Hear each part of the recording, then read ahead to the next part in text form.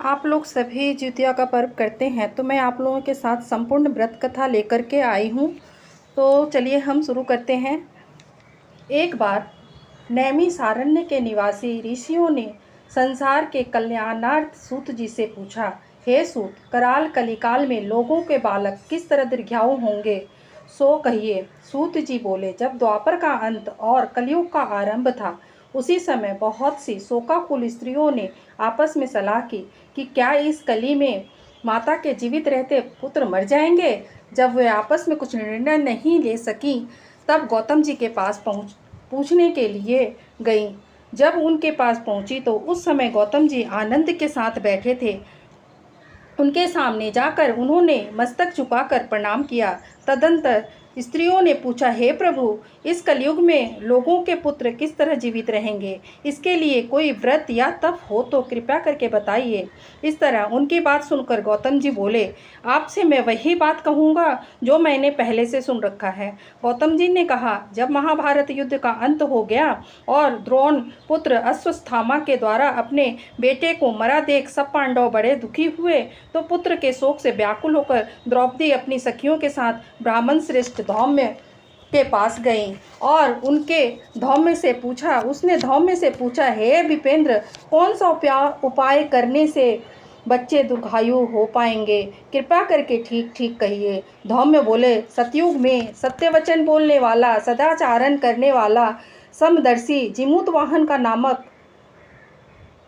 जिमुतवाहन नामक एक राजा था। एक बार वह अपनी स्त्री के साथ अपनी ससुराल गया और वहीं रहने लगा। एक दिन आधी रात के समय पुत्र के शोक से व्याकुल कोई स्त्री रोने लगी, क्योंकि वह अपने बेटे के दर्शन से निराश हो चुकी थी। उसका पुत्र मर चुका था। वह रोती हुई कहती थी, हाय मुझे, बूढ़ी माता के सामने मेरा बेटा मरा जा रहा है। उसका रुदन सुनकर राजा जिमुतवाहन का तो मानो हृदय विदार्ण हो गया। वह तत्काल उस स्त्री के पास गया और उससे पूछा, तुम्हारा बेटा कैसे मरा है। बूढ़ी ने कहा, गरुड़ प्रतिदिन आकर गांव के लड़कों को खा जाता है। इस पर दयालु राजा ने कहा, माता, अब तुम रो मत, आनंद से बैठो, मैं तुम्हारे बच्चे को बचाने का यत्न करता हूँ। ऐसा कहकर राजा उस स्थान पर गया जहाँ गरुड़ आकर प्रतिदिन मांस खाया करता था। उसी समय गरुड़ भी उस पर टूट पड़ा और मांस खाने लगा। जब अतिशय तेजस्वी गरुड़ ने राजा का बायां अंग खा लिया, तो झटपट राजा ने अपना दाहिना अंग फेर कर गरुड़ के सामने कर दिया। यह देखकर गरुड़ जी ने कहा, तुम कोई देवता हो? कौन हो तुम? मनुष्य तो नहीं जान पड़ते। अच्छा, अपना जन्म और कुल बताओ। पीड़ा से व्याकुल मन वाले राजा ने कहा, हे पक्षीराज, इस तरह के प्रश्न करना व्यर्थ है। तुम अपनी इच्छा भर मेरा मांस खाओ। यह सुनकर गरुड़ रुक गए और बड़े आदर से राजा के जन्म और कुल की बात पूछने लगे। राजा ने कहा, मेरी माता का नाम सैव्या और मेरे पिता का नाम शालिवाहन है। सूर्यवंश से मेरा जन्म हुआ है और जिमुतवाहन मेरा नाम है। राजा की दयालुता देखकर गरुड़ ने कहा, हे महाभाग, तुम्हारे मन में जो अभिलाषा हो वह वर मांगो। राजा ने कहा, हे पक्षीराज, यदि आप मुझे वर दें रहे हैं तो वर दीजिए कि आपने अब तक जिन प्राणियों को खाया है वे सब जीवित हो जाएं। हे स्वामी, अब से आप यहाँ बालकों को न खाएं और कोई ऐसा उपाय कि जहाँ जो उत्पन्न हो वे लोग बहुत दिनों तक जीवित रहें। धौम्य ने कहा कि पक्षीराज गरुड़ राजा को वरदान देकर स्वयं अमृत के लिए नागलोक चले गए। वहाँ से अमृत लाकर उन्होंने उन मरे हुए मनुष्यों की हड्डियों पर बरसाया। ऐसे करने से सब लोग जीवित हो गए जिनको कि पहले गरुड़ ने खाया था। राजा और गरुड़ की कृपा से वहाँ वालों को बहुत कष्ट दूर हो गया। उस समय राजा के शरीर की शोभा दुनी हो चुकी थी। राजा की दयालुता देखकर गरुड़ ने फिर कहा, मैं संसार के कल्याणार्थ एक और वरदान दूंगा। आज आश्विन कृष्ण सप्तमी से रहित शुभ अष्टमी तिथि है। आज ही तुमने यहाँ की प्रजा को जीवन दान दिया है। हे वत्स, अब से यह दिन ब्रह्म भाव हो गया है। जो मूर्ति भेद से विविध नामों से विख्यात है, वही त्रैलोक्य से पूजित दुर्गा अमृत प्राप्त करने के अर्थ में जीवित पुत्रिका कहलाई है।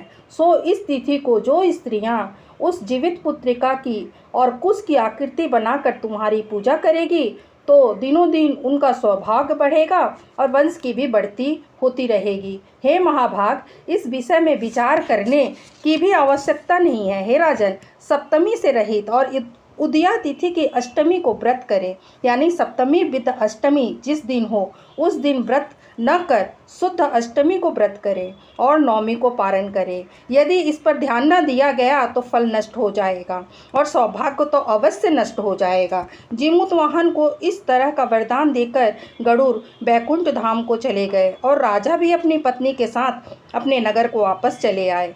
धौम्य द्रौपदी ने से कहते हैं, हे देवी, मैंने यह अतिशय दुर्लभ व्रत तुमको बताया है। इस व्रत को करने से बच्चे दीर्घायु होंगे। ये देवी, तुम भी पूर्वोक्त विधि से यह व्रत और दुर्गा जी का पूजन करो तो तुम्हें अभिलाषित फल प्राप्त होगा। मुनिराज धौम्य की बात सुनकर द्रौपदी के हृदय में एक प्रकार का कौतूहल उत्पन्न हुआ। वह पूर्ववासिनी स्त्री को बुलाकर उनके साथ यह उत्तम व्रत किया। गौतम ने कहा, हे, यह व्रत और इसके प्रभाव को किसी एक चिल्ल ने सुन लिया और अपनी सखी सियारिन को बताया। इसके बाद पीपल वृक्ष की शाखा पर बैठकर उस चील ने और उस वृक्ष के खोते में बैठकर सियारिन ने भी यह व्रत किया।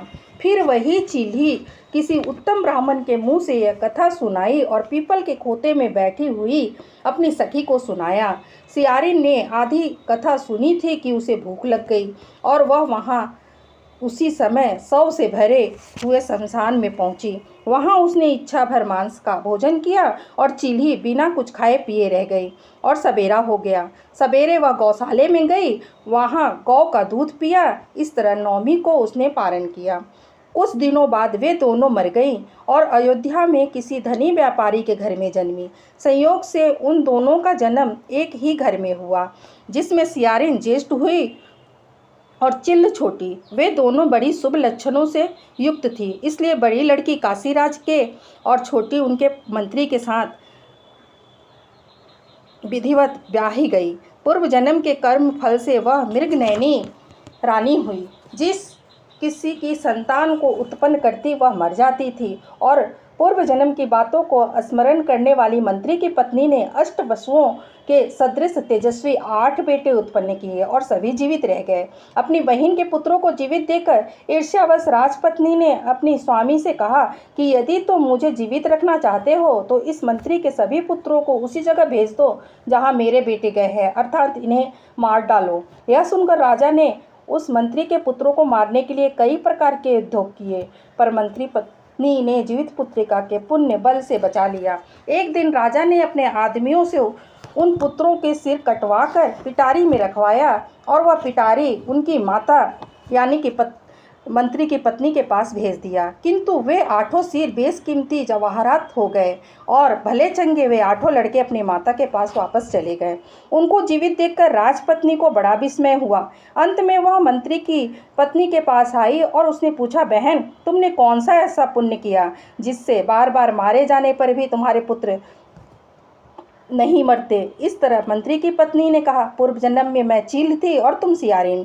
हमने और तुमने साथ साथ जीवित पुत्रिका का व्रत किया था। तुमने व्रत के नियमों की भली भांति पालन नहीं किया और मैंने किया। इसी दोष से हे बहन तुम्हारे बेटे नहीं जीते हैं। ओ राजरानी, अब भी तुम उस जीवित पुत्री का व्रत को करो तो तुम्हारे बेटे दीर्घायु होंगे। मैं तुमसे सच सच कह रही हूँ। उसके कथानुसार रानी ने व्रत किया, तभी से उसके कई बेटे सुंदर और दीर्घायु होकर बड़े बड़े राजा हुए। सूत जी कहते हैं, सब प्रकार का आनंद देने वाला मैंने यह दिव्य व्रत बतलाया है। स्त्रियां चिरंजीवी संतान चाहती हैं तो विधि पूर्वक यह व्रत करें। जय जीवित पुत्रिका महाराज की जय। तो कथा समाप्त हुई। बहनों, आप लोग भी बहुत विधि विधान से ये पर्व मनाइए और व्रत कथा सुनकर ही पूजा को पूर्ण कीजिए।